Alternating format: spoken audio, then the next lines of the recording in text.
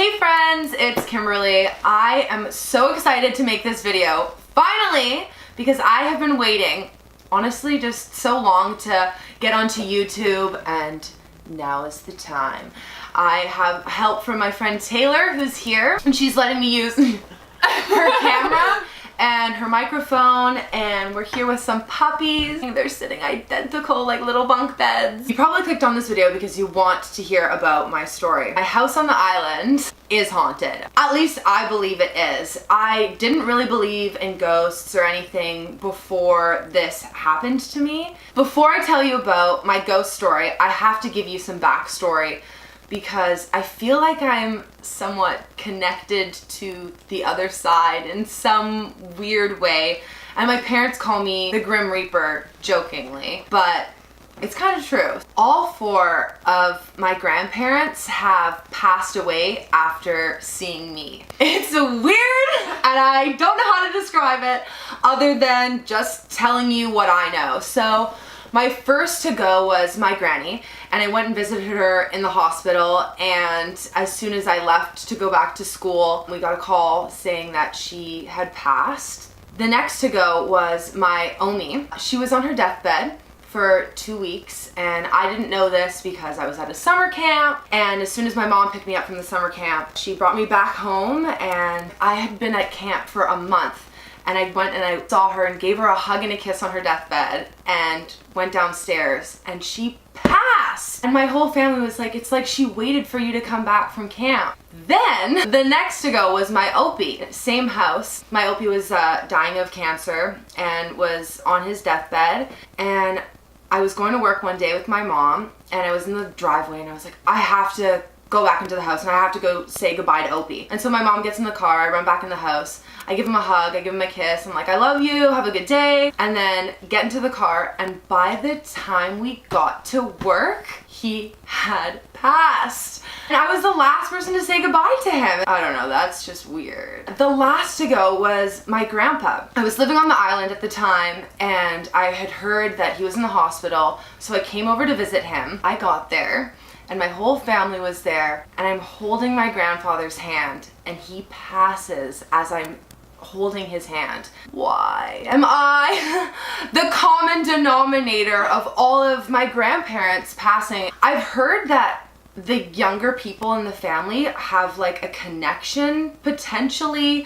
with the other side, and my parents like to say that I remind them of a better place. I think I have just a connection with that other side. Another point I want to make, my Opie had a clock. This is relevant later in the story. He had a clock, a grandfather clock, passed down in our family. We have it in our house, and there's a Johnny Cash song that my family listens to. It is about a clock, a grandfather clock. And the lyrics to the song are, but it stopped short, never to go again when the old man died. The day that my Opie passed, our grandfather clock stopped working. No way, that's like that Johnny Cash song. The clock stops the day the old man dies. Again, this clock will come back later in this story. This haunting, I really truly believe that it is my Omi and Opie, because we have a house on the island that we built, so no one else has ever lived on that property, and both my Omi and Opie passed in that house. Let me just slide into this. I was living in Vancouver at the time, which I still am now. I really missed my mom's house because that's where I grew up with my Omi and Opie and my mom and my sister. So I went over to Victoria, and I was hanging out with one of my best friends, Colleen, because I haven't been over in months. Her and I are just do the stupidest things all the time just for fun. The craziest thing, before this all happened, this was the same day, hours before, Colleen and I were hanging out. We got her mom to take a photo of us, and I posted it on Instagram before all this haunting stuff happened. And the photo says, when you're spending Friday night with your partner in crime at a graveyard busting ghosts, sneak peek of us busting. Just girly things. So we posted that. I've never posted about ghost busting before, ever. Anyways, so we get back from the cemetery. And I'm like, oh, Colleen, I haven't been home, like at my house for months. I'm just gonna go home. My mom's not home. I have the whole house to myself. I really miss, you know, just being at my house because I grew up there. And she was like, no worries. So I left her at around 9:30, and then I drove all the way back to my place. When I got back to my house, it was around 10:30.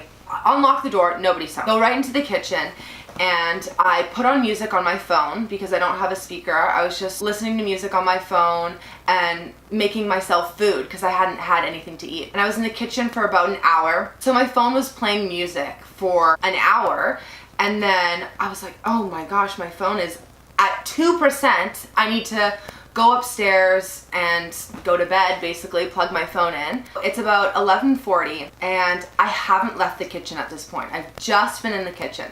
I leave because I want to walk around my place. I hadn't been there for months. So I went into the dining room and then I went into the living room and I was like, okay, everything's the same. Go to bed. And I turn and I walk down the hallway and I'm passing the room that my Omi and Opie both passed away in. The door is open and we have hardwood floors. And I'm walking by the room and I hear like footsteps walking across the floor. Stop in my tracks, like right in front of the door. I just start racing through my head. Okay, nobody's home. Dogs are gone. My mom is gone. Nobody's here. You're on crack. Let's go. Okay. Like reassured myself because I know the sounds of my house. So I keep walking down the hall. I turn the corner and I swear to God, I hear, as soon as I turn the corner, like, so sorry. Then, guess what goes off? This clock. So the clock only dings at a half an hour and an hour. It is 11:40 and this clock is just going ding, ding, ding, and there's stomping like on the hardwood floor. Just, I'm freezing cold. I am stopped, frozen, dead in my tracks. Like, what is happening? Like, it was the most weird experience I can't describe. And I couldn't help myself to not, like, I couldn't go upstairs. So I froze.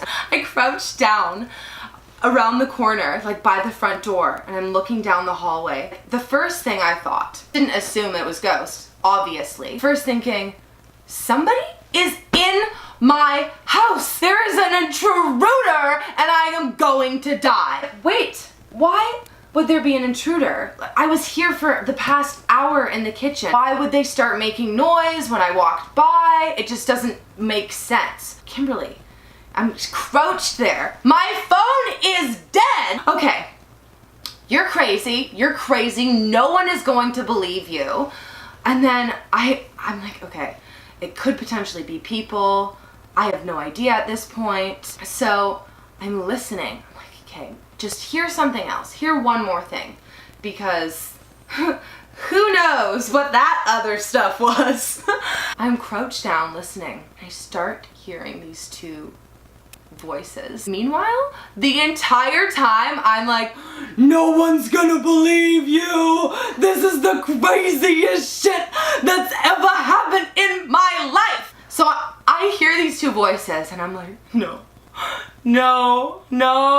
say not today. I don't want this. Like, I'll say 10 Hail Marys or something. I'm listening to these people talk from the room that my grandparents passed away in. Oh my God, there are people in here. I hear a laugh and then a slap and I'm like, hipped out of that place. I left my house, I locked the door, hop in my Jeep, and I go to my mom's best friend's house. She lives just down the hill. It's 11:40 at night.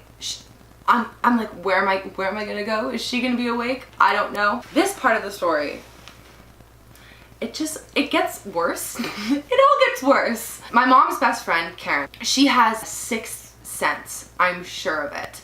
And that night, she didn't know that I was coming to the island. She was gonna go to bed and just like, I don't know, I can't sleep tonight. Starts a movie at like 10 o'clock at night. So she's in the living room and I pull into her driveway. Everyone's doors are locked past 11. she didn't lock her front door this night. She didn't lock her front door. I didn't knock.